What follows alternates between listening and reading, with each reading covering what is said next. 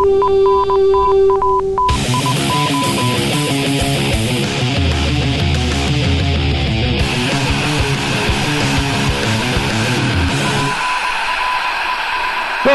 to Norse Code, the #1 podcast for your Minnesota Vikings. I am your host, Dusty O'Connell, and I don't know what I just watched. It's Thursday night after a ludicrous divisional battle, but I'll tell you what, I'm here to break it down with two very useful humans, I would say. First of all, our in-house analyst and Vikings blogger extraordinaire, Arif Hassan. How you doing, Arif? I'm good. You might have to add useful human to the list of titles that you just appended to me. I just did. Wait, in the after you say my name, you know, it's part of the official titles now. You know how when they list Dumbledore's name in Harry Potter, they sometimes list all of his titles. It's different if you list the title after the name. You'd like to be known as a useful human from here on out? Yes. Noted. Excellent. Also joining us, we're reaching pretty far for a guest this week. He is an English footballer who plays for Cambridge United, and his name is Danny Kelly. How are you, Danny? I'm doing well. I wish I could fake an English or Irish accent. Wait, you don't? I was wondering why Arif booked this guest. At first I was like, thanks. We're reaching so far. We have to go to the bottom of the barrel for this guest. Like, turns out Wait. So you're telling me that you've never played for Bentley Greens or South Springvale? No, I have not. Oh, man, no. Oh, okay. I'm sorry. I got the wrong Danny Kelly. Look, all I did was Google Danny Kelly football. And that happens a lot. No, we are actually here with the editor-in-chief of Field Gulls and the host, a host of Reel on the Field Gulls, the podcast. Yep. But your name is actually Danny Kelly, right? It is, yes. It's a fairly common name, unfortunately, or fortunately. Hey, man, I just found that out, so. Are you really popular on St. Paddy's Day? I am. I have one of the most Irish names you could think of, I think. And there's like some random guy, I don't know, Europe or England or Ireland, named Danny Kelly, and he's like a famous radio host or actor or something like that. So, well, actually, we have. And you've done nothing to cultivate an Irish accent. I am disappointed in you. It's a tough one. Hey, man, I have an apostrophe in my last name, and I can't do an Irish accent for shit. So you just say the TH sounds like a TR, and that's really all you have to do. So we've actually got a question in our mailbag from Judd Zolgad's Hoodie at JZ Hoodie on Twitter. Is there any truth to the rumor that your dad is singer Mike Score? I don't know. That's incorrect. So what good are you, really? You just called him a useful human, Dusty. Chill. Sure, I called you and me useful humans.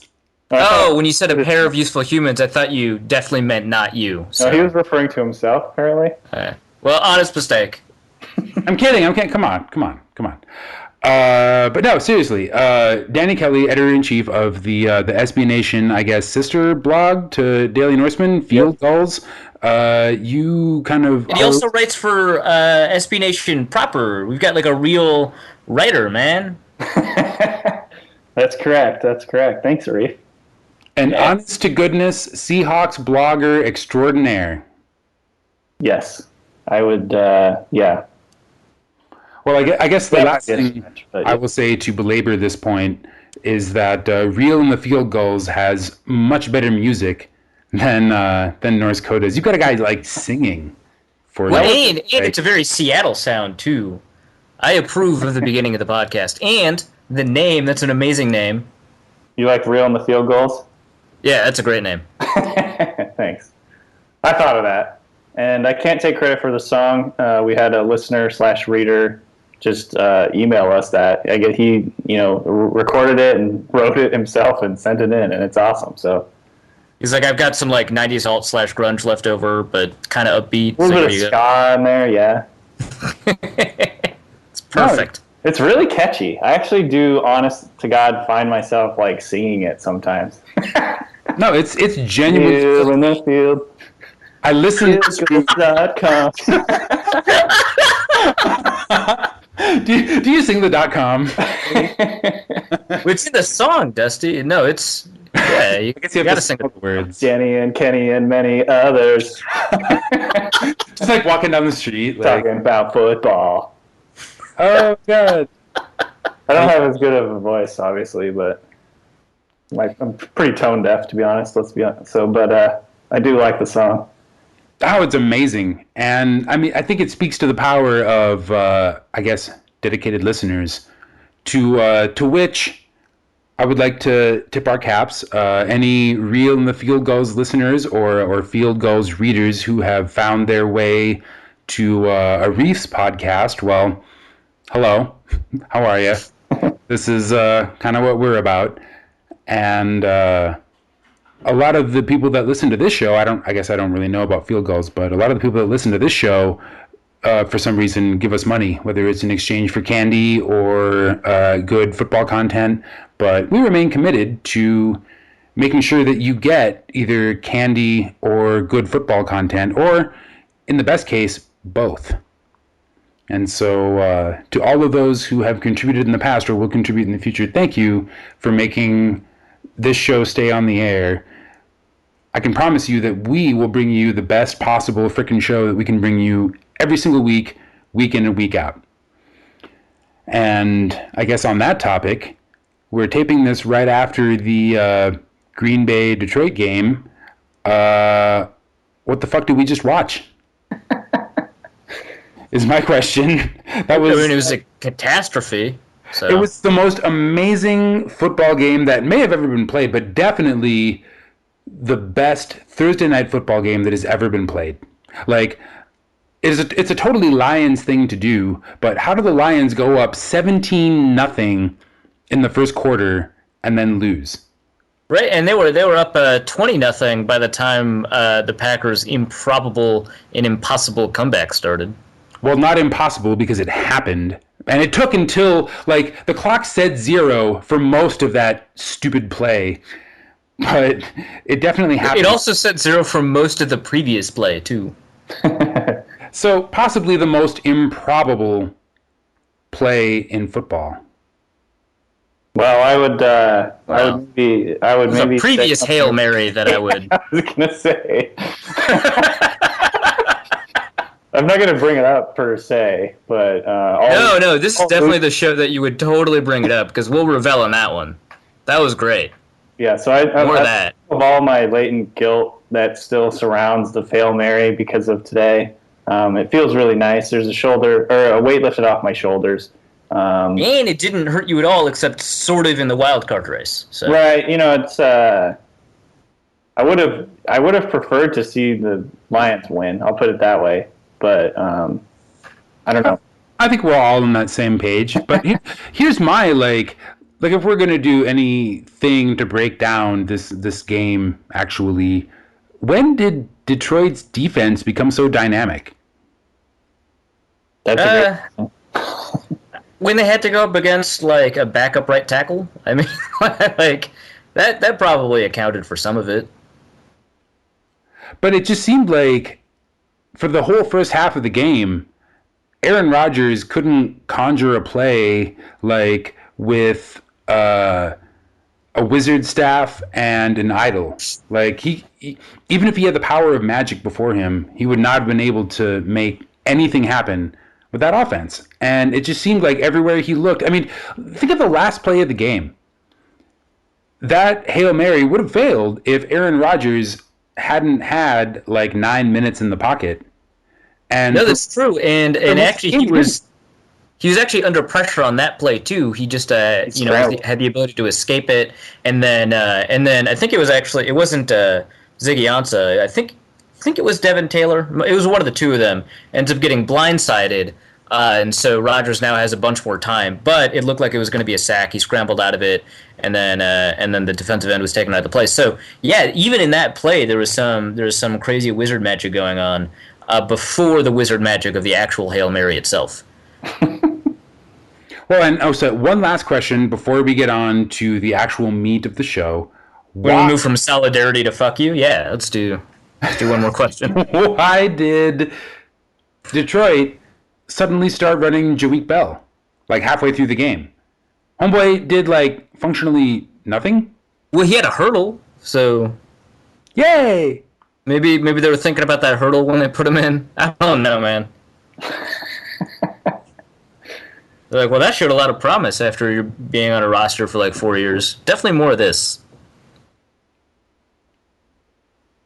All right. I got nothing to add.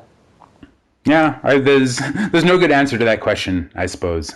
It's like, why is Donald Trump still in the presidential race? I thought this was America. Hey, Dusty, we promise no more politics in the podcast. Donald Trump is not politics. With politics and entertainment, they've been it's kind of one just no more, that's all. Yeah, and Donald Trump is the edge blur of that line. All right, so we brought poor Danny Kelly, English footballer, on to bring some semblance of, I guess, well, I was going to say intellect, but Arif brings enough of that. I guess maybe... Yeah, so no pressure, Danny. You can be as dumb as you want. That's what Dusty's saying.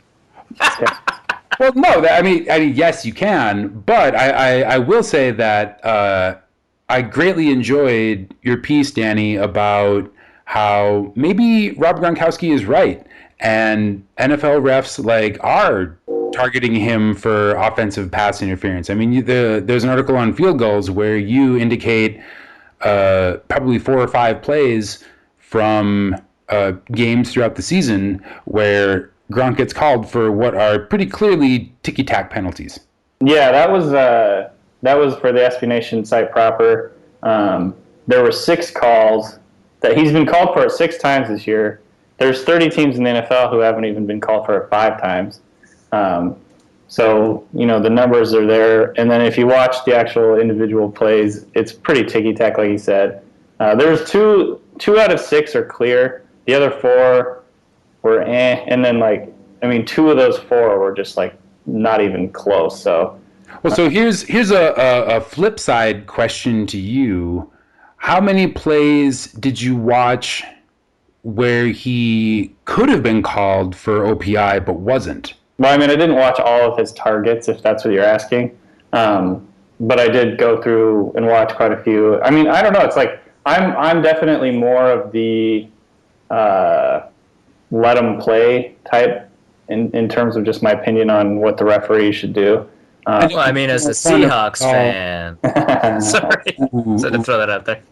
No, that's probably legit. But I've just been listening to 49er fans complain about Richard Sherman cheating for the last 4 years. So maybe that's part of my, battle-hardened stance on PI and all that. But I don't know. I think all 3 of us definitely, I think, agree with you on the Gronk article. I think that there's just a lot of fairly normal route running that gets called as offensive pass interference. Yeah. And even if, there are 50-50 calls, Gronk just happens to get called on 50-50 calls far more often than 50-50, which I think is at least soft evidence of bias, if not pretty hard evidence. Yeah, it seems to me like the probable thing here is not necessarily let's gang up and get Gronk. It's more like someone's complaining about it, it's become a focus, and he's so enormous that, they're just paying close attention to that. So, there's obviously, you can't get rid of bias, you can't get rid of some of that kind of stuff. These are human beings, and I don't doubt that, he's kind of fallen victim to his, previous reputation or whatever. So it's kind of weird. But the last 2 in the Broncos game were the reason it was worth writing, because those were just ticky-tack plays. And I don't know. It was just kind of dumb. So you've written a little bit, or at least you've alluded a little bit in your writing, that you think that Seattle can lose this game against the Vikings. Now, we had Norse Code's least valuable player, Justice Mosqueda, on here, and he successfully trolled us into believing that Green Bay would lose against the Vikings. I want to hear a little bit more about why should we trust you? Exactly. One, why should we trust you? And two, why could Seattle still lose? Well, first off, starting with the defense, the Seahawks defense has been really inconsistent this year. And there's, a lot of variables that go into that. One, Kerry Williams, who has actually been benched by now.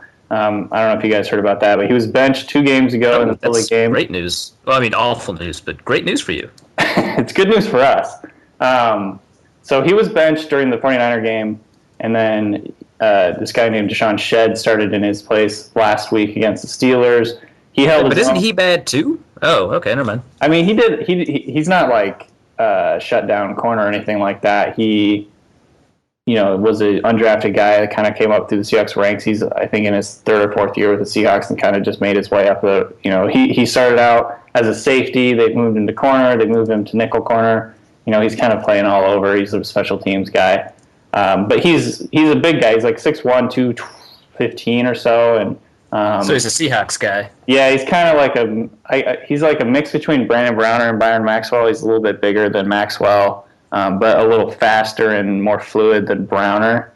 It's really good for the Seahawks and really awful for every other team. Mixed between Brandon Browner and Byron Maxwell. I know, and it's funny because everyone's like, "Oh, if I ever say anything about the Seahawks lost Byron Maxwell, and that's been a bad thing for them," they're like, "Oh, have you ever seen how he plays in Philly?" I'm like, well, yeah, but he was really good in our system. So, I mean, I don't know. Sorry. Like, he was really, really good in the Seahawks system. That's the reason they gave him $11 million a year. So, I don't know. That's hurt. Like you said, Kerry Williams, he had been kind of a liability. It had gradually gotten worse as the year went on.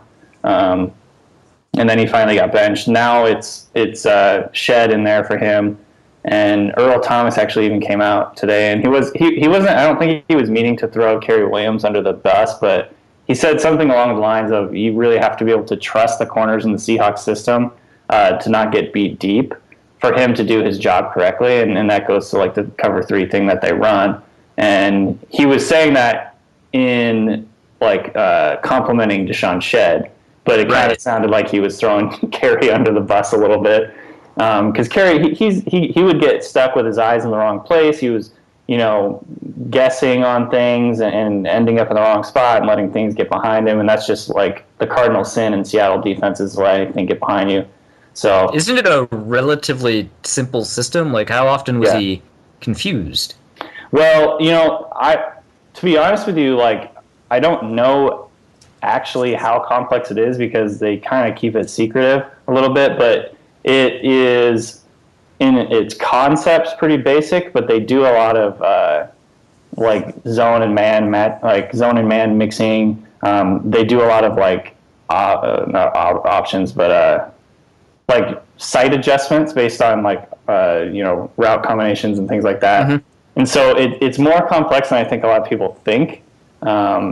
And that's kind of when he's talking about he was looking in the wrong spot. I think that kind of has to do with like he wasn't making the right side adjustments. He wasn't doing what he needs to do in terms of the communication. He wasn't on the same page as a lot of guys. So I think that was kind of what was going on. But in its base, like form, I think the Seahawks defense is pretty basic in terms of they basically run cover 3 almost all the time. They do run some cover 2 at times. And then, mix up some, like they'll have Earl Thomas kind of being free, or they'll have Cam Chancellor back sometimes. It kind of depends on things. But, it's not one of the most complicated systems out there. They basically like to line up and just be disciplined and do their jobs. And they're all fast. They're all good tacklers.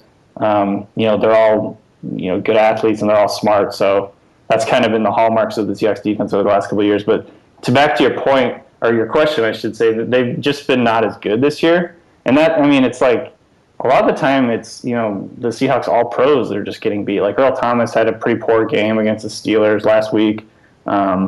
They gave up a franchise record in passing yards last week against Ben Roethlisberger and the Steelers, but they only gave up one passing touchdown. So it was kind of the bend, don't break type thing. And, they just kind of, they've been on different pages in terms of communication on some plays. They've gotten beat over the top on some others. They're just not as dominant and as tight-knit as they have been in the past, and there's probably a lot of reasons for that. Cam Chancellor's holdout probably didn't help. It kind of got them started off on the wrong page, and they've lost a lot of talent over the years just in terms of their depth because after the Seahawks, after you win the Super Bowl, you lose a lot of guys in free agency. You go to the Super Bowl, you lose more guys in free agency. Everybody wants John Schneider's players, let's be honest, because he did such a good job the first couple of years in the draft. So if they, try to sneak guys onto the practice squad, they're immediately gone. So they've lost a lot of their depth in that sense, and so you just kind of have seen the battle of attrition as you kind of lose guys to other teams, and that's definitely showed up. So the big reason that I'm reticent to, I did end up picking the Seahawks in this one, but I was, not very confident in that pick because their defense has just kind of been Jekyll and Hyde this year, and I don't really know which one's going to show up. I do think that they match up well with the Vikings in theory, on paper. Well, actually, let's talk about the on-paper matchup for the Minnesota offense and the Seattle defense, because we're talking about the defense so much already. So there's a lot of miscommunication in the Seahawks defense, or there has been in the past, and part of that involves not just receivers sometimes breaking free, but tight ends. When I was on your podcast, you talked a little bit. You kind of alluded to Kyle Rudolph might have a career game. He just had one against another team that when we had them on our or when I was on their podcast, they were pretty pessimistic about their ability to cover tight ends. He ended up going for 100 yards and a touchdown in that game. Do you think that Kyle Rudolph matches up well against the Seahawks, or do you think it's just maybe a coverage assignment issue for the Seahawks? And if you're concerned about Kyle Rudolph as a tight end, do you think that he might be able to repeat as a 100-yard catcher and maybe get in the end zone once? Yeah, so in the Seahawks, 5 losses this year, in every one of those losses, they've had a opposing tight end score a touchdown in the fourth quarter. So they've been killed by the tight end. And part of that is that the cover 3 in general is just more susceptible to the seam, like skinny post, seam route type, up the middle, up the numbers or whatever, because obviously you have 2 defenders on the outside, and then Earl Thomas is kind of in charge of what's ever in the middle. So that's kind of one of the weak points in the defense anyway. But I think it kind of goes to the linebackers are maybe not getting into their drops quite as deep as they need to be or quickly as they need to be. There's been miscommunication in terms of what's going on the outside. That kind of goes to the whole difference between cover 3 and then like a man free type thing that they do sometimes on the outside. So there's just been, if a tight end runs up the seam, there's been problems handing him off to the correct guy in the middle or whatever. And so they've just been susceptible to that kind of thing in multiple games this year. And it's been really frustrating for fans to watch because it just seems like the teams run the same little, skinny post or seam route with their tight end, and the Seahawks can't figure out how to defend it. So do you think Bobby Wagner, MVP, is causing some of these problems?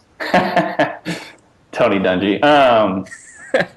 No, it's probably partly him. Yeah, I think it's partly him. I think it's partly Cam Chancellor. I think it's partly Earl Thomas. I think it had been partly Kerry Williams. There was some red zone stuff that they had in where he was supposed to follow the tight end or whatever, the guy that came into his zone, and he just wasn't doing it or doing it too late. And so there were some issues there. Where Cam was kind of playing robber and he was taking the underneath routes, and the guy in the back, the corner in that situation was supposed to take the tight end coming up the seam or the numbers or whatever. But so I think it goes, the blame can be spread out up to multiple players, but for whatever reason, and people here in Seattle have, this trust in Pete Carroll because he's built such a strong defense and obviously knows his stuff from 30 plus years of coaching. He's basically run the same defense his whole life.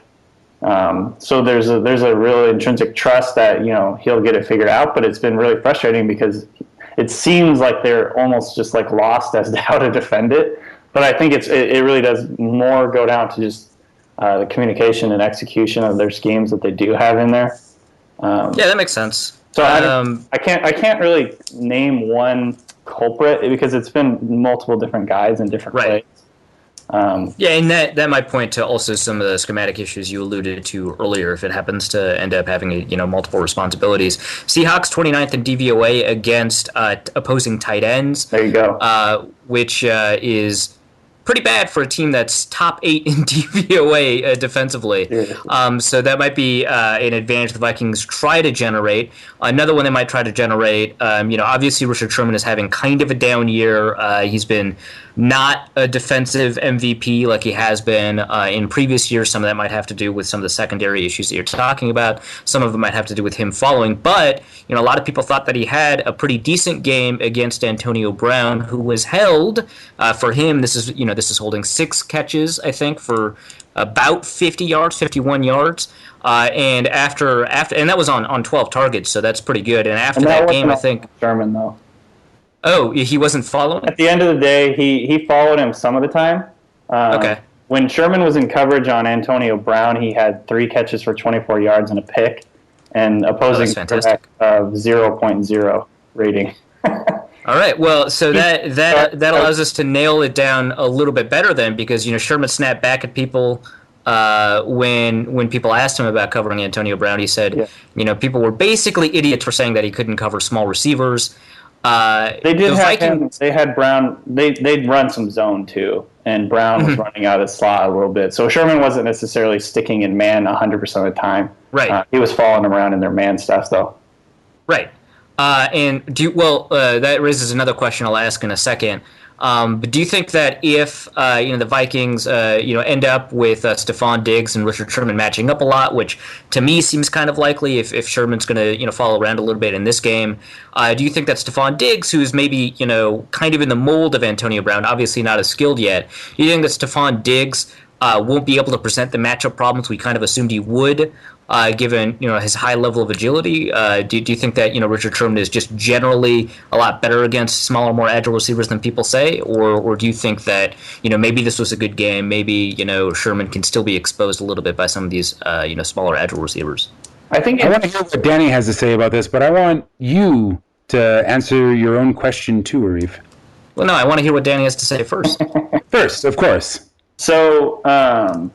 I would say, in general, I think Sherman matches up better against big receivers just because he's tall, long, and can kind of take away that style of receiver. But I think he does do well against small receivers as well. Obviously, in coverage on Antonio Brown last week, he did really well. Kind of took him out of the game. The Seahawks, in turn, the Steelers ended up going to their other guys and did really well in that. I mean, Marcus Wheaton had 200 plus yards in receiving. So, obviously, I think Sherman, that was maybe part of the reason the Seahawks hadn't done that in the past is because they trusted their guys on their sides and just wanted to kind of, do what they were doing. But in this case, they wanted to take Antonio Brown out of the game, and they really did in terms of, this is a guy who's one of the top receivers in the NFL.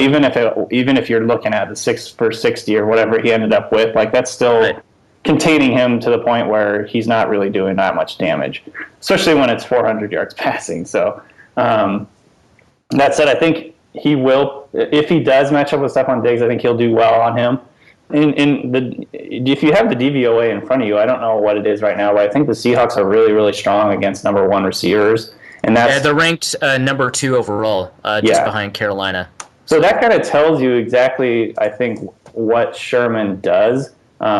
He did that against Des Bryant. He took A.J. Green out of the game when they played the Bengals. When they've asked him to follow and shadow, he's basically shut guys down. And so there's been a lot of, like your comment earlier, like he's having a down year. There's been a lot of discussion about that in Seattle. I think he's maybe not been quite as dominant in terms of the interceptions and all that because he's actually dropped about 5 or 6 interceptions this year. And so his numbers are certainly down. And I would say that, the opposing quarterback rating is probably up a little bit too. I think that he hasn't been the kind of game-changing, like you said, MVP type candidate. I don't think he's gotten any worse, though. I think he's still a really, really high-level player, and he actually lines up in the slot sometimes now. He'll cover guys in the nickel. He'll travel with players. He does all kinds of stuff that he hadn't been doing earlier in his career. So, I mean, I think, obviously the degree of difficulty has gone up a little bit for him, and I think he's done a really good job with it. It'll be really interesting to see what they do this week because they don't have him travel every week. It kind of depends on matchups. And so... what would your take on that be, given sort of how mediocre the rest of the Vikings receiver core has been? I mean, Mike Wallace has been huge disappointment. They try not to put Charles Johnson out there if they can. And then after that, you've got Adam Thielen or Jarius Wright, who, while he has an interesting history with the Seahawks, almost exclusively plays out of the slot now. Yeah, I think, like my gut says, I'll probably have him follow Diggs just because he's been kind of the focal point of that offense, and he's done really, really well. I should say the passing game. That I think that would make some sense for them to do that and make the other guys kind of beat them. And that might take some pressure off of Deshaun Shedd, who's, only in his second start as a pro. And maybe that will kind of make things easier for him. He'll only have to prepare for one or two guys rather than, all the guys. And so that kind of changes the way that you prepare in practice, I think. So that would be kind of what I would guess, but I really don't know because they do end up surprising you quite a bit. And and even if they do have Sherman travel, they won't have him do it necessarily the entire game. That brings up my second question. When you said that they had Sherman travel in man sets, do you think that might tip off, the opposing offense as to sort of what kind of coverage that the Seahawks will be running if they do have him travel only in, some particular situations? It can, yeah, and that's a good thing for me to look at because I didn't study that closely, but I would guess like if they dump off into like a zone or whatever, they'd have him travel prior to the snap and then just run the zone from whatever side he's on. If that makes sense. To try and disguise it a little bit, and so potentially that's what they could do to kind of mitigate that issue. And then if it's if he's traveling with Diggs and then Diggs lines up in the slot and Richard doesn't follow him, that might be kind of a giveaway on what they're playing.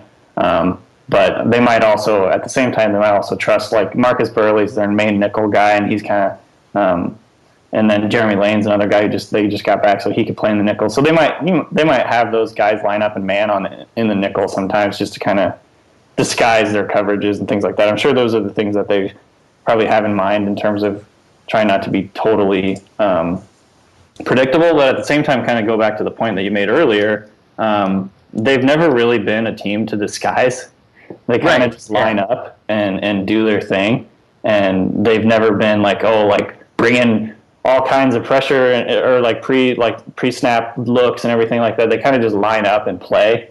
In third downs, they'll kind of have guys sugar the A gap, or they'll bring a corner blitz every once in a while and do some quote exotic stuff like that. But in general, they're not like the Cardinals or whoever where you're seeing pressure from somewhere different every time, and they're like rotating at the snap and things like that. They don't really do that kind of stuff.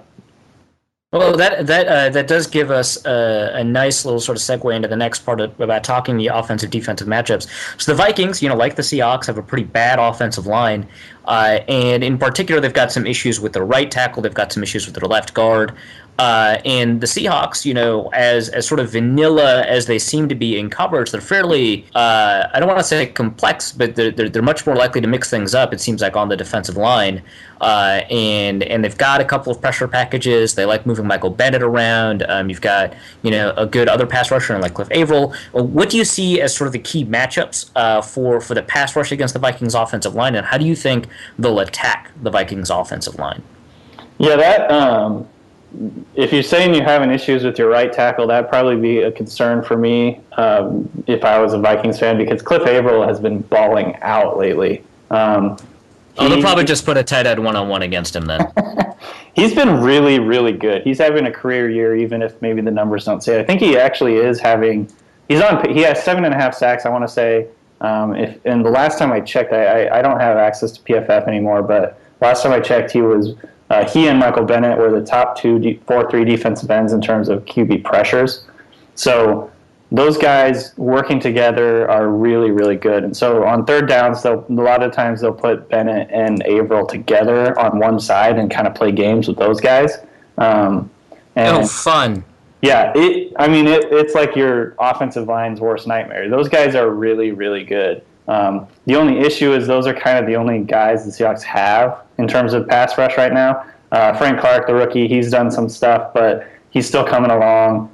Jordan Hill has been a little bit disappointing in terms of his pressure from the interior. He had 5.5 sacks last year. I'm not sure what he's at now, but he's been hurt a lot and just hasn't been the big factor that he was kind of for a long time last year. Brandon Meebane's more of a run stuffer. Tyba Rubin's still another run stuffer. And so they've been forced at times to kind of blitz and things like that. And KJ Wright and Bobby Wagner will, like I told you earlier, will sugar the A gaps, and then one or both of them will come, or neither of them will come, and they'll kind of do stuff like that. But the two main guys to keep an eye on, obviously, are Michael Bennett and Cliff Averill, and those guys are really, really good pass rushers. Cliff Averill, in particular, is having a really great year. He's one of the quickest guys off the snap I've ever seen. Wait until you see Sharif Floyd. No, you're right about both of them leading the league in pressures. They both have 54 for 4-3 defensive ends. That's the most. Yeah. It's just ahead of the tie that Chandler Jones and Cameron Jordan have. From Pro Football Focus's pass rusher productivity rating, they're just below Ziggy Ansah, who I'm sure is going to get an even better score after this game, and New England's Jabal Sheard. So they're third and fourth in sort of the rate stat, and they're tied for first in the total pressure stat. But sorry, I interrupted you. You were talking a little bit more about Cliff Averill's game in terms of more specifics. And just in general, like I said, he gets off the line really, really fast. He's good. He's got a really good. It's a subtle, just sort of shoulder dip that he can just get around the right tackle really well. And good Lord. He has. I haven't looked at the stat in the last year or so, but at one point last year, I remember he had forced more fumbles than any other player since he was drafted in the NFL. So he is a fumble-making machine. Well, I mean, with Adrian Peterson, I can't possibly see that being a problem. Okay, well, that does present some problems. You did talk about some of the issues that the interior line has. Jordan Hill, who's kind of rated high by PFF, doesn't seem to have any sacks this year, and I can see why that would be a problem. Do you think that those problems translate over into the run game? Because it seems like the Seahawks are not as stout against the run as they have been in previous years either, but they're not bad. Yeah, that's correct, I think. I think they're maybe not quite as stout as they have been.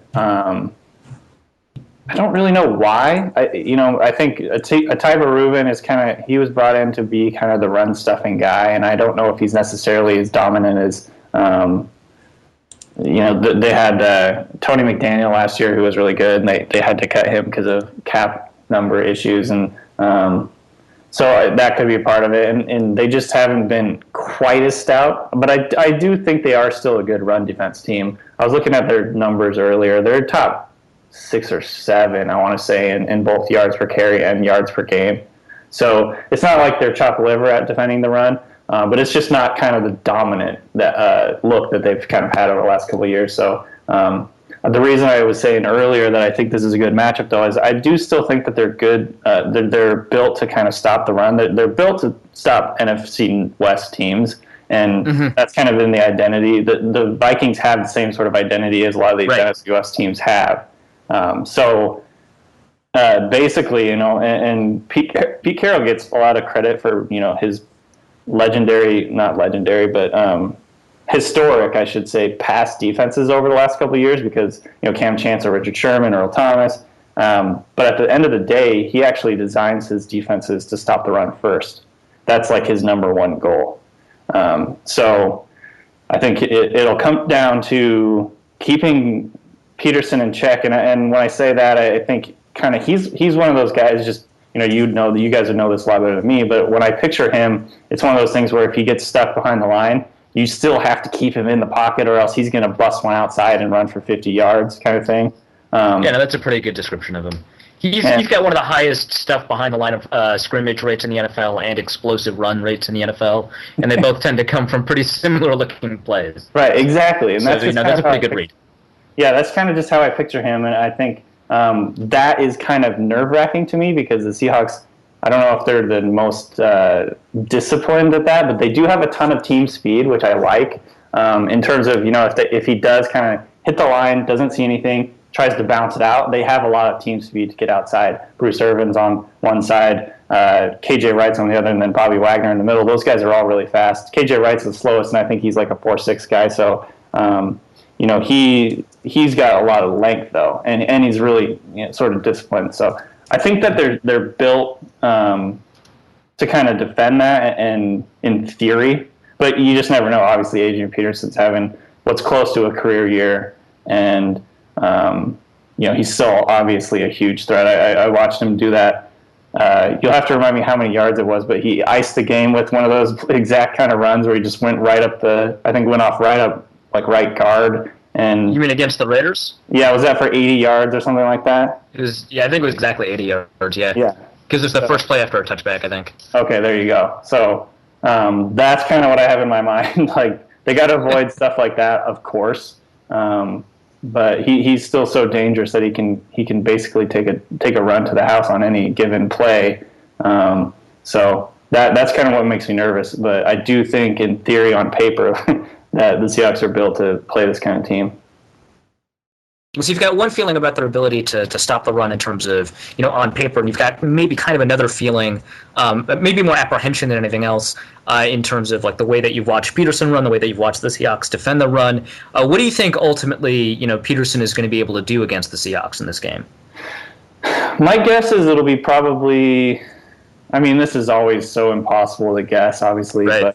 But I think he'll probably run the ball a lot. They'll probably give him 30 runs, 30 rushes at least, and he might break 100 yards. The hope is that they make him really work for those yards and kind of make him feel every time he does run for those yards and keep him out of the end zone as much as possible. My guess is he'll probably get about 30 carries, or it might go over 100 yards, but it won't be the kind of devastating 30 carry 100 yard type of game as it might be against some other teams, because the Seahawks they like to grind out games, and I'm guessing this is probably going to be a close game where there's going to be a lot of running on both sides, and it'll probably come down to the fourth quarter. But that's kind of what I have in mind. Hopefully they can keep him out of the end zone, though.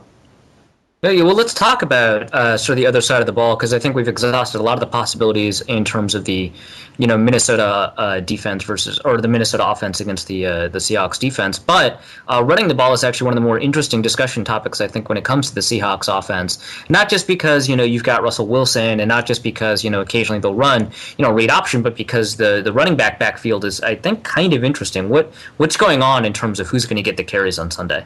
Thomas Rawls will be the main guy, and he is a undrafted rookie that kind of came out of nowhere, Central Michigan. We had our eye on him a little bit early, like during the draft season, just because of the way he runs. He's obviously a really physical guy, but he's been even better than I could have imagined.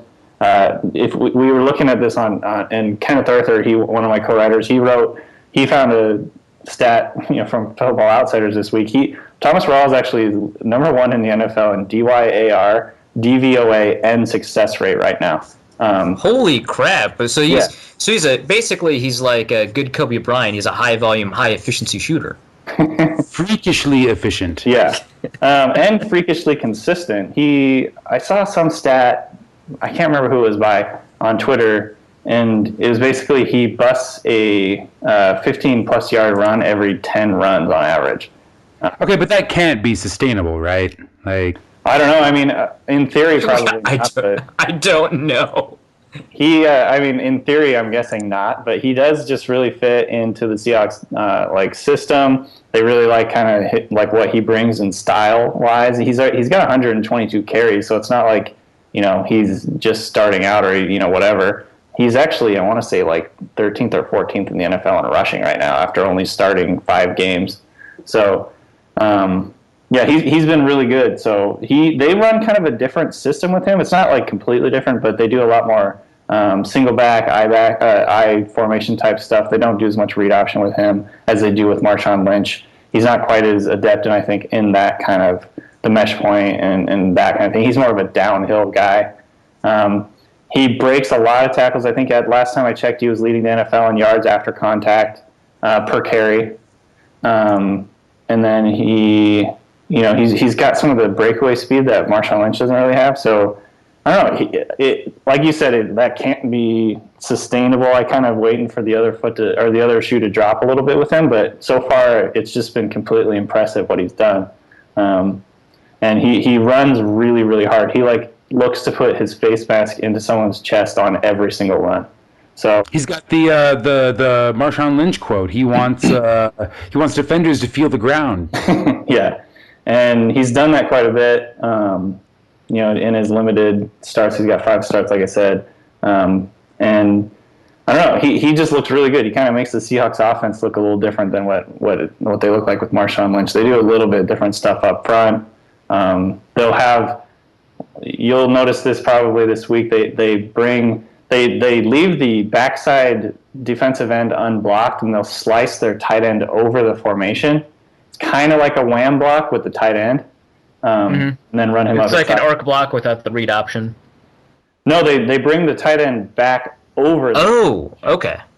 They also do that. They also do that a little bit with the arc block outside. But yeah, they do some cool stuff. I'm hoping, like you said, I'm keep waiting for the shoe to drop, but hopefully they can keep it going. I know that Minnesota is a really good defense, so they've kind of feasted on some bad run defenses over the last couple of weeks, and they're probably going to have a little bit more trouble this week. But this is the Seahawks' identity still, and so they kind of need to run the ball.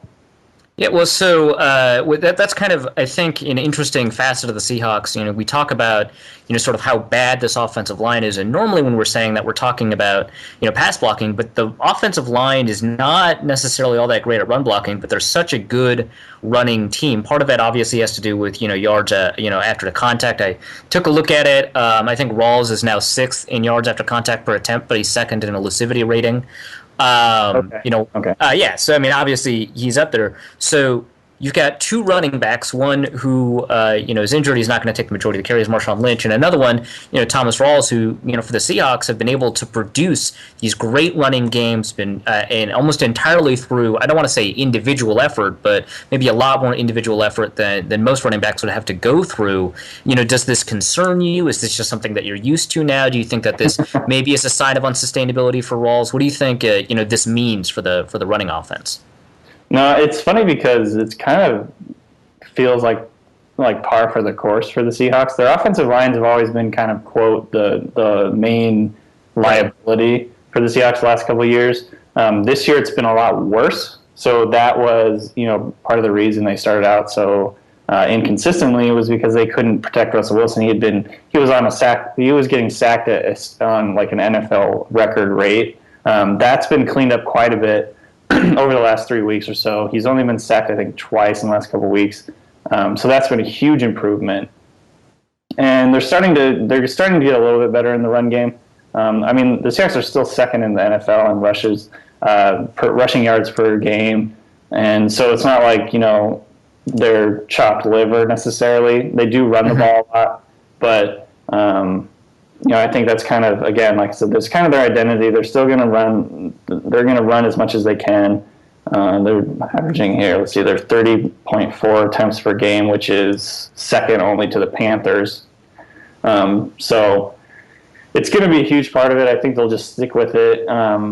In terms Do you think replacing Nowak with Lewis has helped things in that regard? Yeah, definitely. Patrick Lewis had, I don't know how many starts he had under his belt, but he played pretty well for them last year in relief of Max Unger, because Max Unger only played in 6 games last year.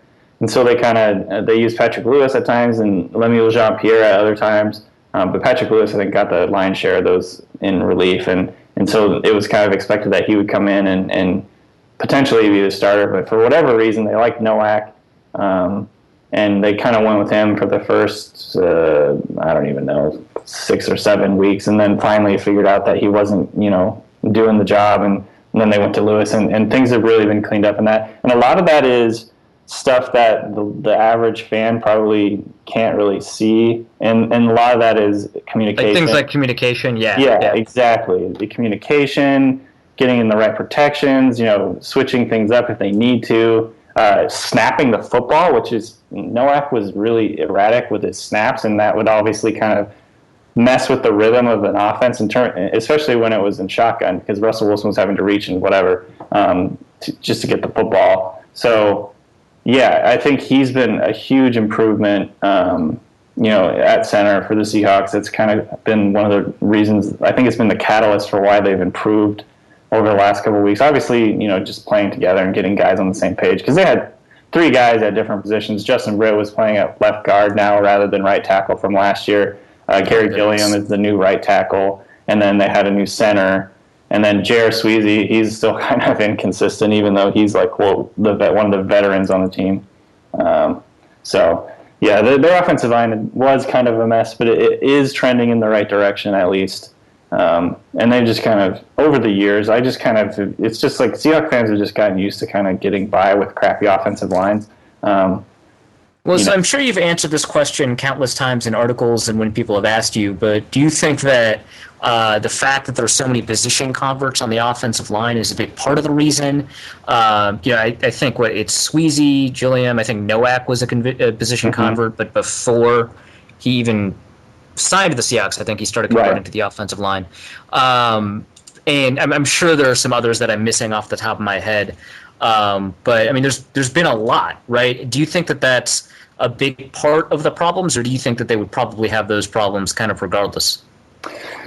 I don't think it's the reason for the problem. I think the main reason that they're not good is, frankly, they're just not dedicating very much resources to it. I think they're dedicating like 6% of their cap to the offensive line, which, and don't quote me on this, but when we were looking at it during the early part of the season, I think it was the worst. It was the least amount of cap space of any team dedicated to an offensive line. And also a shockingly low amount of draft capital, too. Yeah, and that's the other thing is, they drafted James Carpenter back in 2011, I think, and he got hurt, and his whole Seattle time was marred by injury, and that kind of just effed up his whole development and everything, and then they decided not to re-sign him. They decided not to give him a 5th-year option, then they didn't re-sign him, and he's apparently playing pretty well for the Jets now, which is just great. Fantastic news. Yeah, and then they drafted John Moffitt in the 3rd round that year, and he kind of just washed out of the league, decided he didn't really want to play football. He decided he didn't want to play football after he peed on the IRS building. Yeah, a couple times. Yeah, he got arrested a couple times for public urination. He was just kind of an idiot and didn't really, I don't know. And then he eventually decided he just didn't want to play football. He tried to make a comeback this year. It didn't really stick with anything. Yeah, I think with the Broncos? Yeah, the Broncos. Or no, was it the Eagles? I think he was on the Eagles. Doesn't really matter. He definitely tried to make a comeback with a team that could definitively use him, and he still couldn't do it. Exactly. You might say he pissed it away. He did piss away his career, I think, in the NFL. So those are the 2 main guys that they drafted early on, or like in the beginning part of the Carroll era, and then they drafted Justin Britt in the 2nd round last year, and he started all of his games at right tackle last year. Obviously, he wasn't very good there, and they moved him to left guard. He started out the year really poorly, and then I guess to my eye, he's improved. I guess the PFF grading has him doing really well in the last 3 weeks, and so there's a lot of optimism that he's kind of figuring it out at left guard there. So there's some optimism there. But then other than that, you kind of just have a lot of mid-round, late-round guys outside of Russell Okung, who was their first pick in the John Schneider, Pete Carroll era, 1st-round pick, and he's been pretty good when he's been healthy. He hasn't been a world beater, but he's been a consistent player for them at least, and when he's on the field anyway. Well, I mean, to your point, you'll get it figured out when Mark Lewinsky plays. I believe in that dude. Yeah, and I mean, there's hope there, and they have a couple other guys they drafted this year that hopefully they can develop and go forward. I hope they kind of hit up free agency a little bit this year to kind of make some moves, but they really just didn't dedicate dedicated a lot of resources to it in the big picture, and Sure. That's been a big reason. And when they have dedicated the resources, it hasn't worked. So. That makes sense. Well, let's pivot off of that a little bit and talk about something that's pretty related to it. So you mentioned that Russell Wilson's doing a much better job preventing the conversion of pressure into sacks. Also, this seems to coincide with a market improvement in the passing game, at least from a numbers perspective. Is it because Wilson has been playing a little bit more in rhythm? Is it because he's maybe a little bit more cautious, more willing to throw the ball away? What's the reason, do you think, for the the decrease in sack rate? And the improvement in those passing numbers? Yeah, I mean, I think it starts with the offensive line kind of figuring their shit out a little bit, and that's obviously a big part of it. And Pete Carroll and Russell Wilson have credited the offensive line. It's just giving him more time. But I really do think that he's just started to play within a rhythm a lot better. He's getting the ball out quicker. He last week. So going into the week, I think I'm trying to quote these numbers off the top of my head. It was like he was averaging like 3.08 seconds before throwing, and then in the last game it was like 2.3. So he shaved almost like a whole second off, and that was just quote hitch it and rip it. Like he's hitting his back foot, he's getting the ball out, he's knowing where he needs to go with the football, and he's just being better with football. His numbers this year, he's been kind of quiet in terms of touchdowns, and early on in the year, a lot of people were kind of criticizing him for what he'd done. But he's actually averaging more yards per attempt than he has in his career. His completion percentage, I want to say, is his highest in his career so far. He's actually third in the NFL in yards per attempt, behind only Big Ben and Carson Palmer. And those are two vertical passing, deep bomb offenses, and Russell Wilson's third behind those guys. So it kind of tells you what he is as a quarterback. He's definitely, and this kind of is the Seahawks philosophy. They're not a dink and dunk offense. They like to take shots down the field, but they like to be safe about it. So, yeah. So I just looked up the time to throw thing. Week 12 on, which is just week 12, Russell Wilson, 2.32 seconds to throw. Before that, 3.07 seconds to throw. So it sounds like they figured something out in terms of the rhythm. But another thing that I think may be related to that, maybe not, in the past, I want to say 3 weeks, Tyler Lockett's gotten a lot more snaps. He's someone that that I liked coming out of the draft. He's someone that I think you were pretty optimistic about.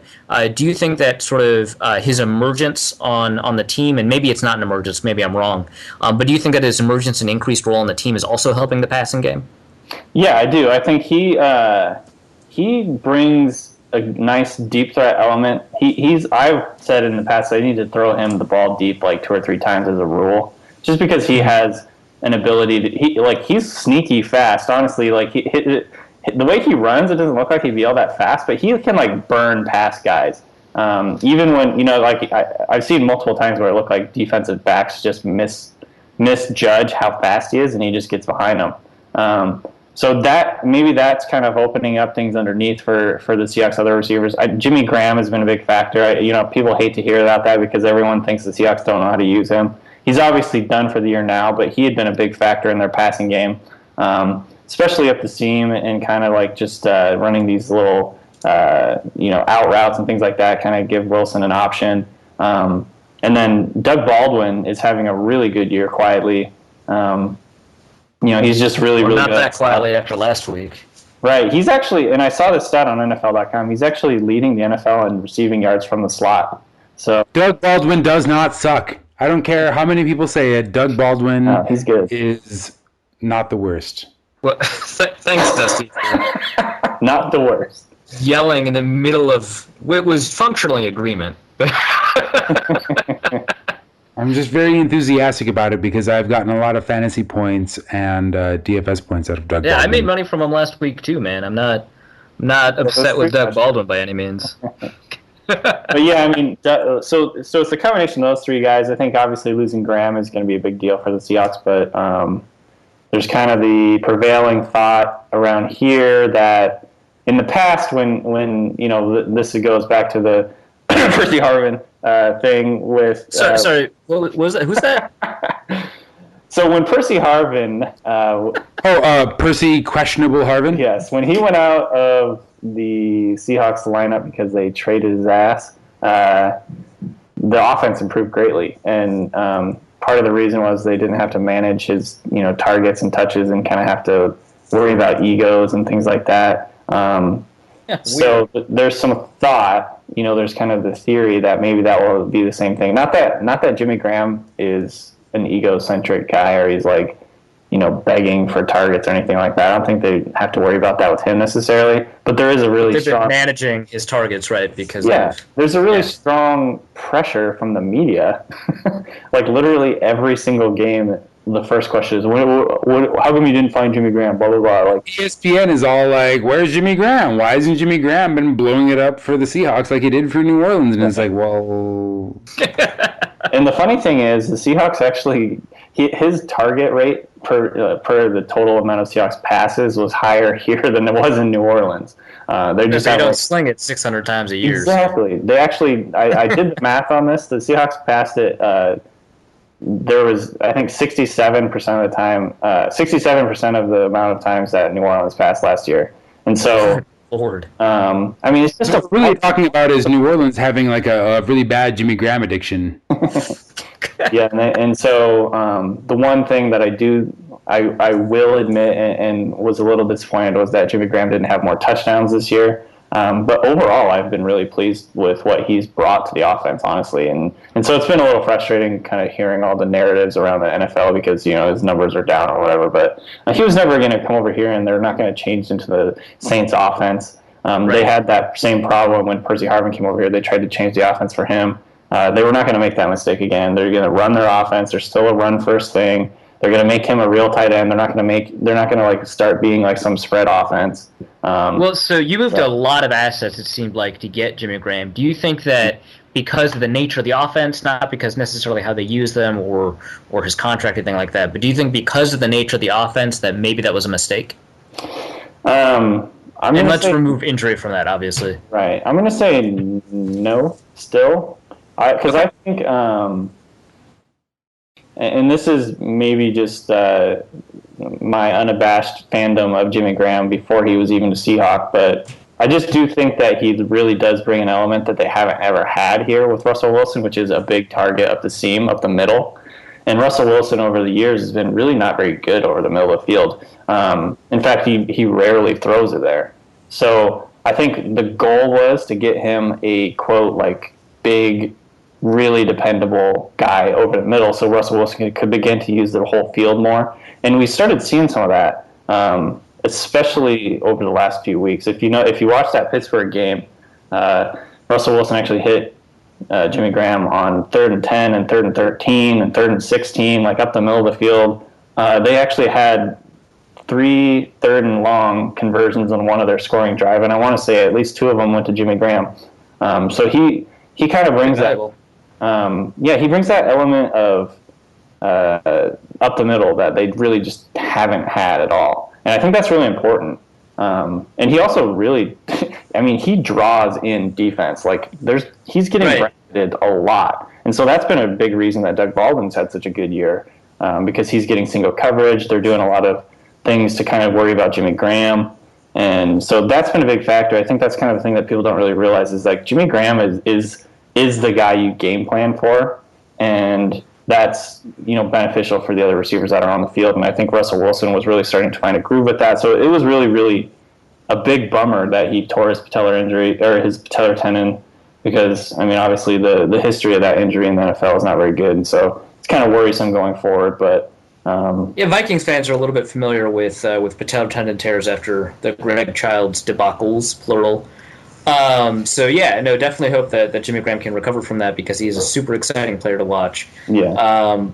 But I wanted to ask a little bit more about things in relation to the Vikings defenders. Obviously, sort of up front, we talked about this a little bit on your podcast that the Vikings are built sort of inside out in terms of their pass rush. Just learned that Sharif Floyd will not be playing the 3 technique position. He'll be playing the one technique position with Linval Joseph out, so he's going to be playing a Kevin Williams despite playing at 295 pounds.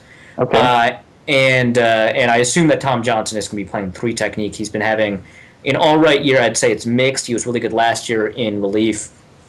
Arguably even better than Sharif Floyd until Sharif Floyd's like final stretch. And then, of course, you've got Everson Griffin on the outside, Brian Robinson on the outside.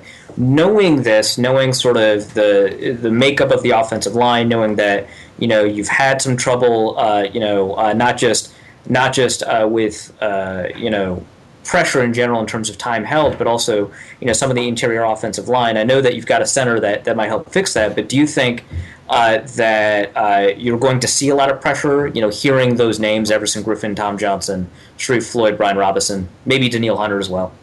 Yeah, I mean, I'm guessing yes. It's safe to say they're probably going to find, they're probably going to pressure Russell Wilson quite a bit. The question is how the Seahawks will be able to deal with that. Obviously they do a lot of the bootlegging and they do some QB like sprint out stuff like that, kind of try and mitigate that, and then they'll run. And everyone in Seattle absolutely hates this, but they run a lot of they run a lot of wide receiver screen plays. Like that's probably not going to work against the Vikings, man. It probably doesn't. It never works against anybody, but it's kind of it's kind of their constraint play to kind of try and spread out the defense. Gotta have constraint plays. Yeah, and so I don't know. That I think those. To answer your question, yes, they're probably going to get pressure on Russell Wilson, but that's kind of been the norm. That's just kind of how. Yeah. Okay. Yeah. Well, fair enough. So I wanted to interject real quick. You brought up Kevin Williams. One of the things that was so disappointing about the Seahawks loss in the Super Bowl last year is, watching Kevin Williams walk off the field because, so many people here he was such a great addition to the Seahawks defense last year, by the way, and so many people were here. You're welcome. Really, really disappointed that they couldn't get him a Super Bowl ring because, he's obviously like a future Hall of Fame type guy. And so, anyway, that was just a little aside. Right. Yeah, no worries. Yeah, certainly deserves it. Would have been nice if Antoine Winfield gotten on a roster and also, got a ring. It's funny. We were actually doing this. One of our writers wrote an article today breaking down the 2004 season of the Seahawks, and one of the highlight packages was against the Vikings. And they were talking about Antoine Winfield, and I was just like, God, 2004, crazy. He's been playing forever. Yeah, fair enough. That's nuts because I think Kevin Williams was drafted in 2003, so he was actually there too. Another thing you kind of want to bring up. Xavier Rhodes, Terrence Newman, fine, but there's a possibility Harry the Hitman's not going to be in. Good possibility Anderson Deo's not going to be in. So the Vikings are going to be playing, in all likelihood, at least from what I can tell, their third and fourth safety. So Anton Exum, who actually did have a pretty good game, and Robert Blanton, who's kind of like a perpetual GOAT for Vikings fans. You just mentioned that the Seahawks love to take these deep shots. They want to do it when it's safe, but yeah. Exactly. That's what I was about to ask. Because do you anticipate maybe a couple more deep shots, knowing that the Vikings will be, maybe handicapped at the safety position? Yeah, I think so. The Seahawks like to slow play those types of things, so they'll run a couple plays and like a run play, and then they'll do a play action, kind of see how the defense reacts to it, and kind of keep it in their back pocket, and so they could use it against certain defenses or different sets or whatever. But they do like to take it's an interesting thing they do. I'll also be curious to see if they do it this week. They've been doing this thing where it looks like it's going to be a bootleg, but then Russell Wilson just drops straight back. Yeah, he just drops straight back like 10 steps, and it's basically a designed shot play. And if the shot's not there, then they'll have him scramble around and do his thing. But they'll do this like 2 or 3 times a game where literally it's all or nothing. This is a shot play. Wow. And then if they don't take the shot, they have him like throw it away or try and scramble around and get 2 or 3 yards or whatever. But if you see there's only 1 or 2 receivers that are like legitimate options on those plays. Exactly, because what they'll do is they'll run these plays out of heavy formations, like two tight end or 2 running backs. Try and catch the Vikings players. Obviously looking to stop the run, trying to get a little over aggressive to stop the running backs because the Seahawks obviously love to run the ball. And then they'll have someone, 2 or 3 guys go deep and see what they can get out of that. And so If you see Russell Wilson do a play action fake and then instead of actually bootlegging, just drop straight back behind the line, that's them, basically loading up to take a shot. And they'll probably do that, 2 times at least a game, sometimes 3, just kind of depending on the game flow and field position and all that. So right. Well, young defense, backup safeties, I expect to see a play like that because I think that as smart as the Vikings defense is, they can still be susceptible to things like play action. So that makes a lot of sense. Yeah. One last thing I wanted to discuss. You talked about how the Seahawks have fast linebackers. Arguably, the Vikings have faster linebackers, at least in nickel. I was wondering if there's anything that worries you about Anthony Barr and Eric Kendricks, and occasionally actually a pretty decent Chad Greenway. I mean, absolutely. Barr is kind of on my radar, just because of the Seahawks' inability to defend or to pass protect. It's just I think that it like I said earlier, it seems like Minnesota is built like these NFC West teams that they play, and like obviously St. Louis has a lot of speed at running or at linebacker as well. In their heyday, the Niners linebacker crew was like the best in the NFL. And then, if you look at some of the linebacking crews that the Cardinals have had over the years, it's kind of always the thing. So I on one hand, I'm definitely, keeping Anthony Barr in mind in this game. And, I haven't really studied Eric Kendricks. I know that he's been having a really good year. Isn't he kind of like one of the potential candidates for Defensive Rookie of the Year? He is. I think that he doesn't deserve it, and I don't want to be like harsh or anything like that. And a lot of the candidates for Defensive Rookie of the Year either started hot and ended cold, or either started cold and ended hot. So it's not like it's an amazing crop of defensive rookies in terms of consistency, but his struggles aren't as obvious. So not a big deal. He's playing really well though. Yeah, and so whenever you're playing a team with so much speed at linebacker, outside runs are always a little bit more difficult. They're always a little quicker into their drops, less susceptible to play action, things like that. So it's always a real challenge. I think that, as far as I know, in Seattle, in terms of the fans, there's a healthy respect for the Minnesota defense, and I think everyone's kind of going in expecting like just a really, really tough game, like almost like a divisional style game. So. Yeah, no, that makes sense, and I think that people have. I don't want to say necessarily enjoyed some of the Seahawks-Vikings matchups in the past because Christian Ponder was Adrian Peterson was good in one of those games, and I ended up going to the other game, which was nice. But I think that they're definitely games that are well anticipated, either because of the sort of the mixed blood between the two, the former Vikings on the Seahawks and stuff like that, or I think because of the team construction. Because I think you're right, they're very, very similar teams. Adrian Peterson and Marshawn Lynch have often been compared to each other from the same draft class, which kind of confuses people sometimes. And similar team construction on the back end. So that's definitely going to be something that'll be fun to look forward to. Is there any other like sort of matchup thing or offense versus defense versus offense thing that you had thoughts on that you hadn't mentioned already or you wanted to get off your chest? Well, the other thing that is a little concerning for me is the special teams aspect of it. So I don't know how strong the Vikings are in terms of defending punt returns and kick returns, but Tyler Lockett had a couple of really good kick returns last week against the Steelers that kind of helped.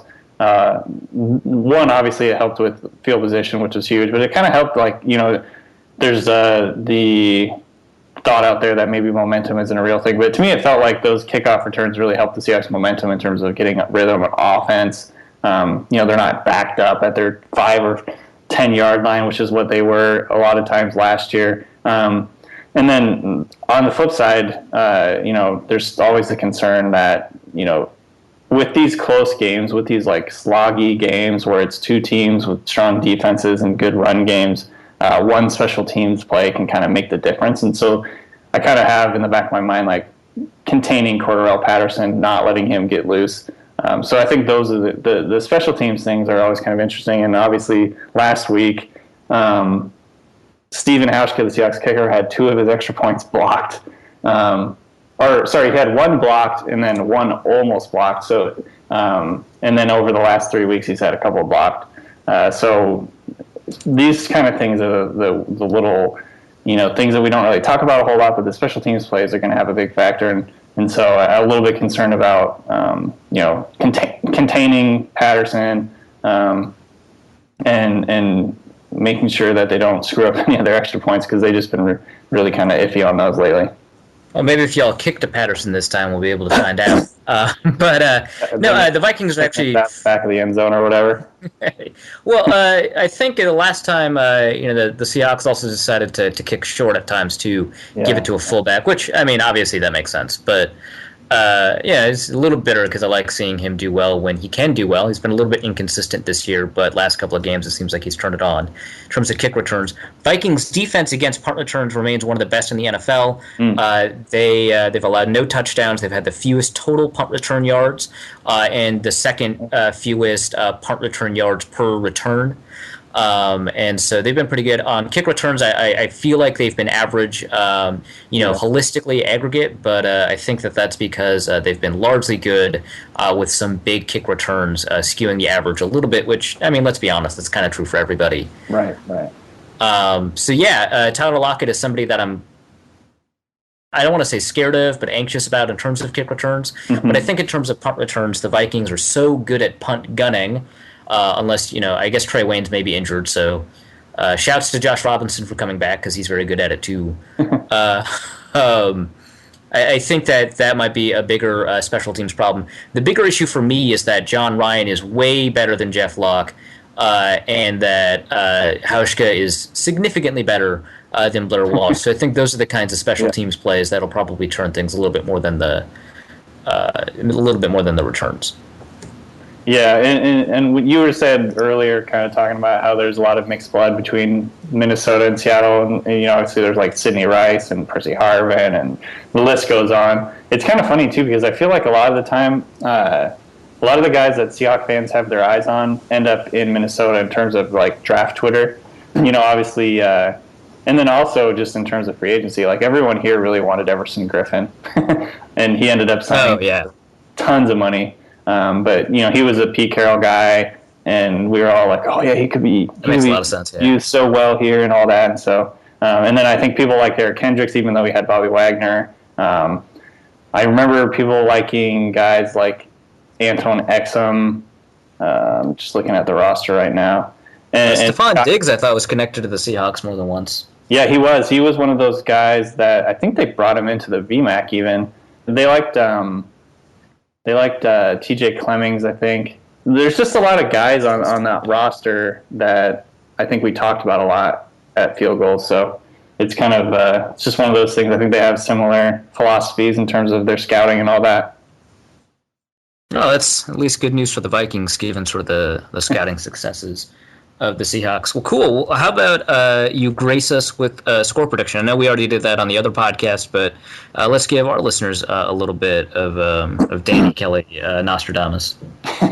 So I'm trying to remember what I said. I think what I said was 24-20 Seahawks. I could be mistaken, but I think it's going to be something like that. Banking on a missed extra point from Blair Walsh. Smart man. Yeah, I mean, I'm never very good at the whole score prediction type thing, but no one is. Don't worry about it. It's going to be a close game that probably comes down to late in the fourth quarter, and that's like just a Seahawks thing. Like they do that every freaking game. I swear to God. Well, there's an interesting stat that's been going around. They've had a fourth quarter or overtime lead in the past 24, 25 consecutive games. Is that right? That does sound right, and they've actually led. I mean, I don't know exactly what it is, but they've led in the fourth quarter of all their games. They've lost this year too. And if going back 3 years, I don't know if you guys have heard this stat. That going back to week 8 of 2011, haven't lost by 10 plus. Lost by more than 10. So in other words, they've been in every single game going back 3 years.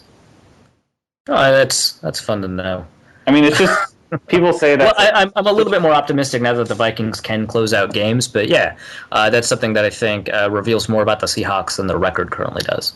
Yeah, I think it just kind of people say, "Oh, that's like some random thing that you're just picking out." To me, it just points to the fact that they're competitive and like amazingly consistently competitive. Because like if you look at every week, some team gets their asses kicked. Some good team gets their ass kicked. You know, it's just like every team seems to have some sort of like off week or off couple of weeks. But for whatever reason, the Seahawks have been amazingly consistent. It's been a really good product in terms of being a fan in Seattle. So obviously this year's been a little bit down, but I think still Seahawks fans have been really lucky to just be pretty much in every single game they've played in for the last couple of years. So I think the biggest like they've been down in years was the NFC Championship game, which they ended up winning. So it's been a fun time for Seahawks fans, but I think there's definitely some of the hubris is worn off in terms of the 2 Super Bowl years. I think people realize they're a little more human this year, and so it's been a different type of season. Well, I mean, it could be a little bit like 2012 because if I remember correctly, 2012 started off a little bit soft. Some of it was that Russell Wilson was a rookie, I think, in 20. You're right on. Yeah, it definitely has the same feeling. A lot of people actually have mentioned that. Oh well. So that's it's a good comparison, and hopefully hopefully that kind of carries over for this year. And last year the Seahawks were 6-4 they're 7-4 at this time. So they're really only 1 year off or 1 game off of what they were last year in terms of their record. And then they ended up winning out after they won their last 6 games before going into the playoffs. So the hope here. Did they do well in the playoffs that year? They did. I can't remember how it ended, but I think they did pretty well. Yeah. I'm trying not to think about it.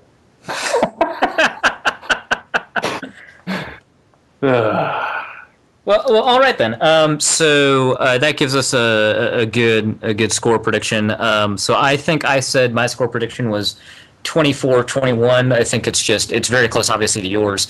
And I think that's just because I like to choose common scores. Right. And I think you're right that this is going to be a close game. I have it as the Vikings winning over the Seahawks winning. I just think I don't know. I just think that the Vikings have a little bit more of a potent. I don't want to say potent offense, but they're surprisingly good offensively when Adrian Peterson gets going. And I want to say 3 of the last 4 weeks or 4 of the last 5 weeks, he's really been able to get going.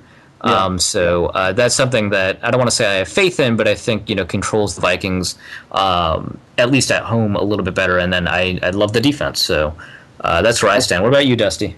What does Vegas say first? What are the implied point totals? No, I'm awake. Vegas says 41 is the over-under, and Seattle is a 1-point favorite. So 20-21 Seattle. I disagree. Goodness. I say 30-14 Seattle. Wow, man. What's the reason for all the pessimism? What do you got to hate?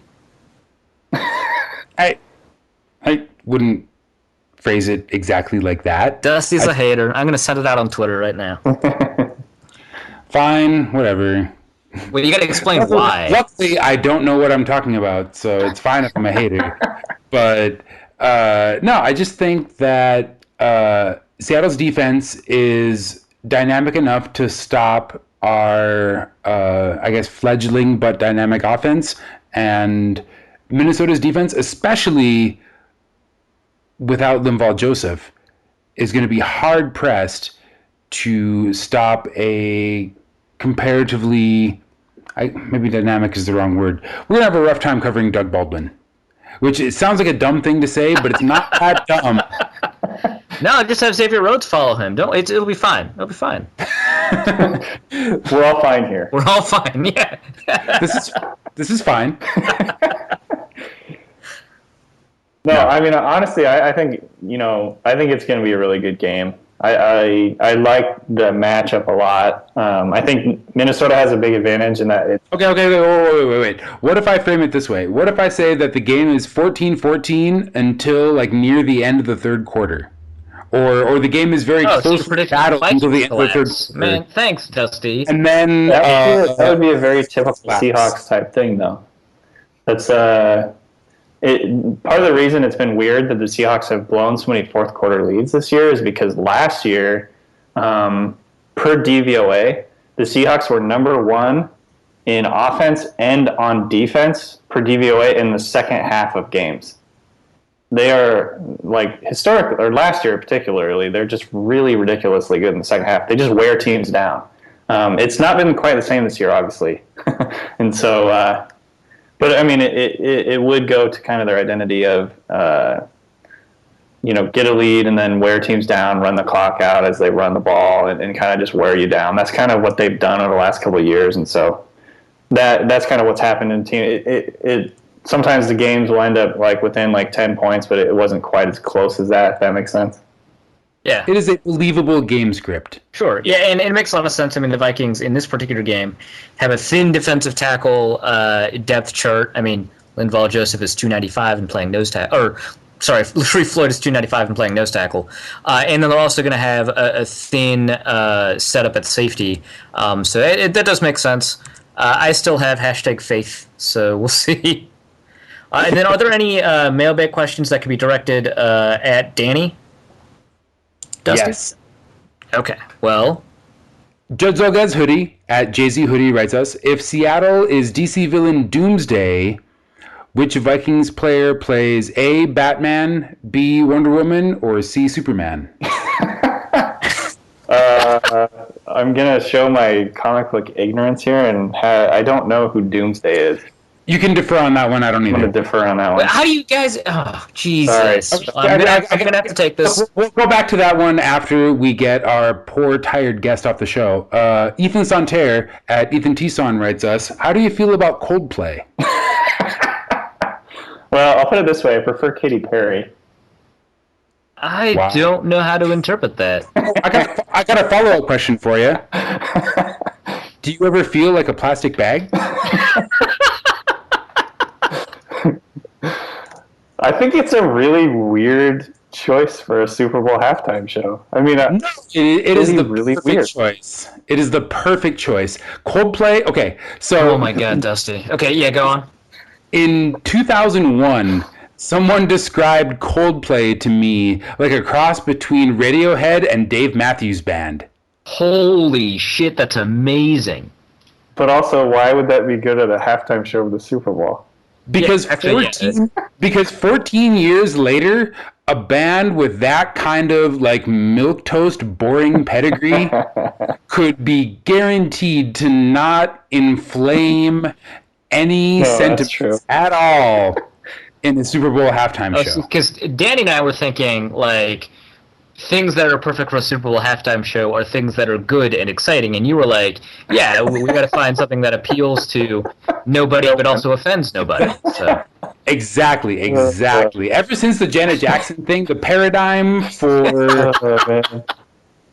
Super Bowl halftime shows has been permanently changed to what will generate the fewest complaints from people who are likely to write letters to the FCC. Like, we can all complain about how stupid and boring these shows are, and maybe collect free money on bets that Anthony Kiedis will not come out shirtless. I was about to just mention that. That was the best free money I've ever seen.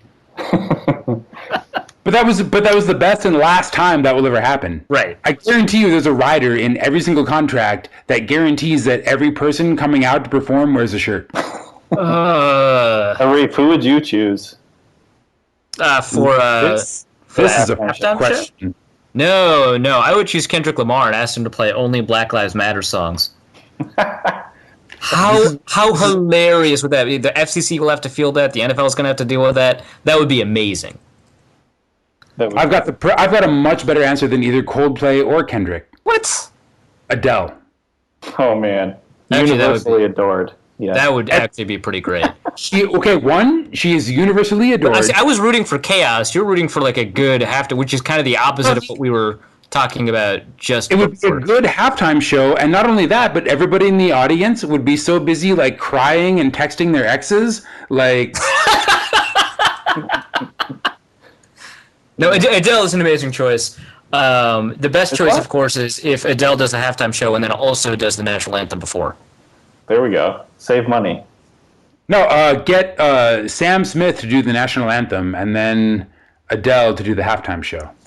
I like my idea more. Okay, next question. All right. As long as they get left shark and right shark like revamped in there, I'll be happy. You got to bring back both sharks.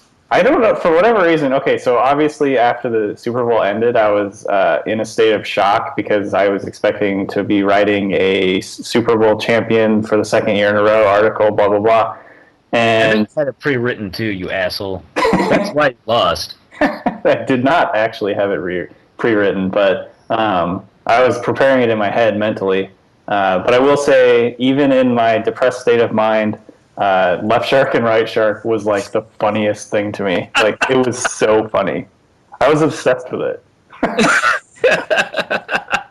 Well, maybe also it provided you with like a good avenue for distraction too. So. Yeah, I think that's actually it. I leaned on left shark and right shark in my time of need.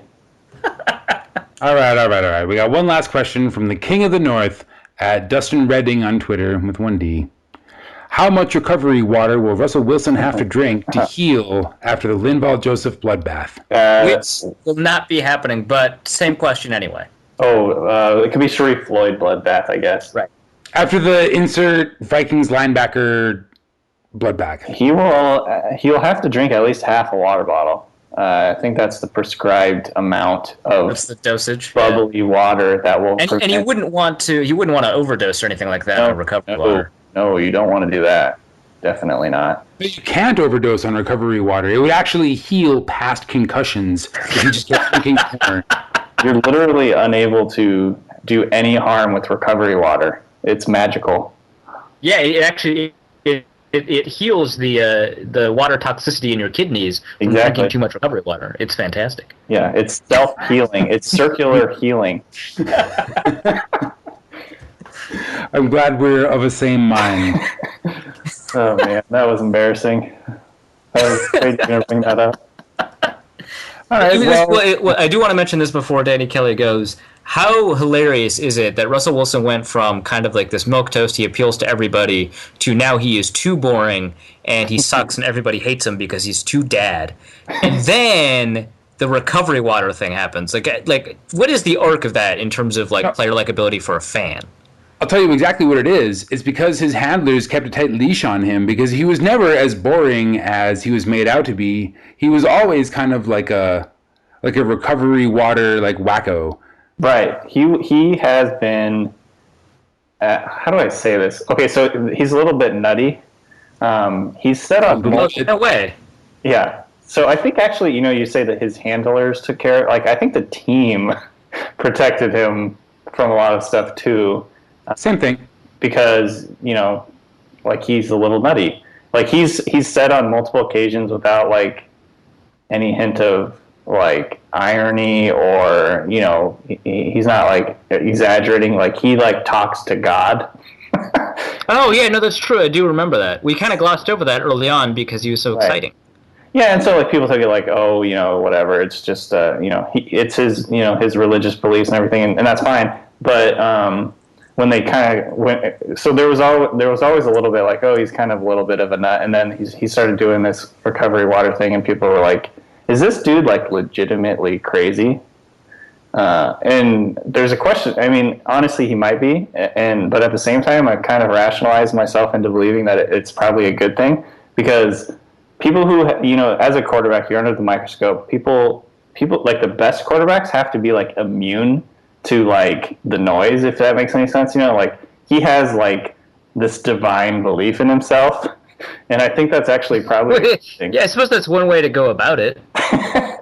Okay, but here's the thing: is like Russell Wilson is a quarterback and under the microscope and all that, but that doesn't mean that he has to like grab the microphone away to extol the virtues of a product that he is endorsing. Like Victor Cruz has his own, Nike Air shoes, but he doesn't like go into press conferences and claim that he can go up places where there are no stairs when he's wearing them. Oh yeah, I mean, you really should do that though. It's absolutely obnoxious. There's no denial or rationalization with that. And he's established. Oh, no, all I'm saying is that he's established himself as somebody who is either like completely like committed to his act, or as someone who is willing to say anything as long as somebody gives him enough money. And I don't know. Manning. Those is yeah, exactly. He did the same for. Oh my God, the Nationwide commercials. He's really pushing it. Yeah. Like. And it's fine if you are, but here's the thing, is that Russell Wilson has not been in the league or done enough like ads to make it clear that like the stupid Peyton Manning ad where he's like, Tricky, like you taste so good. Like there's an element of like winking at himself in that, because there was a DirecTV ad where somebody asked him where Eli was and he's like, getting a perm. No, I think Peyton Manning is very like aware of things, but he just kind of has stopped caring, I think, recently. Well, yeah, but he at least has that public perception of him winking at himself, whereas Russell Wilson has just been earnest about everything this whole time, and now he's like super earnest about this like weird concussion water thing, and maybe he's like. Maybe the team, maybe his handlers should have like intervened at some point and been like, "Hey, man, you gotta build your brand a little bit, bro." Oh yeah, I mean, the word "earnest" is like the most accurate thing that you could say about Russell Wilson. I think he actually like 100% believes like what he's selling, and that is what is that's the most terrifying outcome. Yeah. But I mean, okay, so Russell Wilson and J.J. Watt have a dad off. Who wins? J.J. Watt, because Russell Wilson looks like your cousin, not like your dad. Oh, he definitely looks like your dad. Are you kidding me? No, I know. I think J.J. Watt, though. I mean, first of all, you guys see Russell Wilson from your angle in your cities and everything, but I will say, in Seattle, even like hardcore Seahawks fans think he's kind of a goober in terms of like... his advertising. Goober, definitely a dad. I will agree that J.J. Watt wins. I'm just saying, Russell Wilson's in it. Yeah, you can't use goober to describe anyone who's not dad. But if you were to like, if the competition is between who has broader shoulders and who has dad strength, it's J.J. Watt every day of the week and then twice again on Sunday. Just saying, like dad's Russell dorky. Wilson is like his little mini me, his ethnic little mini me. Very, very that is great. On that note, that has been Danny Kelly. Yeah, jeez. Yeah, right. That ends to end with that. It's actually a Norse Code tradition. We get guests to say embarrassing things and then don't cut them out of the final cut. I'd like to point out that was in no way meant to be racist, I hope. No, don't worry. It's as an ethnic, I'm not offended. Look, we've all seen South Park. And ethnic. There's no PC principal that's going to headbutt you and like slam you against the wall of the bathroom. You can say the word ethnic without it being racist. Okay, come on. Let's just be adults here. Let's just be adults and use the word ethnic as often as possible. Like adults. All right, Arif, as an ethnic, what are we supposed to say? Well, I think as an ethnic, you all handled that very well and very professionally. Wasn't there a scene? I don't know if you guys have seen the new. God dang it! Now I'm totally blanking. What's the comedian who has a new show on Netflix? Aziz Ansari. I haven't seen any of it yet. But tell me anyway. There's essentially a scene. Is essential viewing. That show is amazing. There's a scene where they go to a wedding and he has a white girlfriend, and essentially the exact same thing happens. The guy, like an older guy, comes up. He's like, "I just love you, ethnic." It's And he basically calls them ethnics. I think that's the word he uses. That is amazing. Okay, so the Aziz Ansari's character and his white girlfriend go to a wedding for a third party, and the father of the bride at the actual wedding is like he only talks to her. Right. And he's like, how has it been for you having an ethnic boyfriend? And she just like totally plays it sarcastically, and it's hilarious. And they both have like an oh my god moment afterward. But I will say that the very last scene of that series is like a 10-episode series. The last episode of that series, or the last scene of that series, tricked me into feeling like a huge racist. Oh my! Okay, I need to watch this. No spoilers beyond that, but you must watch. I need to watch anything that convinces Dusty he's a racist. That's fantastic. By the way, no joke. This has actually happened to me. Well, I mean, people usually talk to me, so not that part. But yeah, no, I mean, I've been, I had someone walk into my dorm room. So she's from Eden Prairie, so super, almost a Dinah level cake eater. And she walks into the room.